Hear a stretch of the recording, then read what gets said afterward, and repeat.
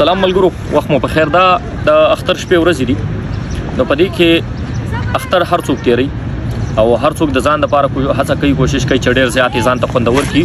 خو ولې نو چې دا موږ د ځان سره نور چې چمګاوند کې څومره مستحق خلک دي چې هغې سره مرسته وکړو.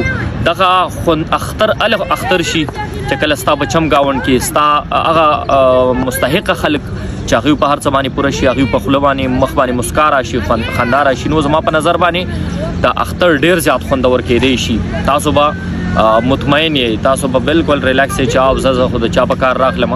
نو ډېر خوند کوي د خپلو چمګاوند کې د خپلو خپلوانو هغه غریب او مستحق خلک چې دي د هغوی سره مرسته وکړي او دا اختر په حقیقي معنو کې اختر کوي.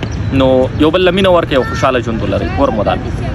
سلام ملګرو، وخت مو په خیر. دا د اختر شپې ورځې دي، نو په دې کې اختر هر څوک تیری او هر څوک د ځان لپاره هڅه کوي، کوشش کوي چې ډېر زیات ځان ته خوندور کړي. خو ولې نو چې دا موږ د ځان سره نور چې چمګاوند کې څومره مستحق خلک دي چې هغې سره مرسته وکړو.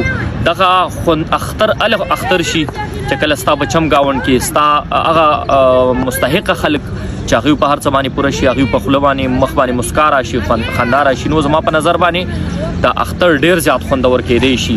تاسو به مطمئن یې، تاسو به بالکل ریلیکس یې چې زه خو د چا په کار راغلم. نو ډېر خوند کوي د خپلو چمګاوند کې د خپلو خپلوانو هغه غریب او مستحق خلک چې دي د هغوی سره مرسته وکړي او دا اختر په حقیقي معنو کې اختر کوي. نو یو بل لمینه ورکړئ او خوشحاله ژوند ولرئ. کور مودان.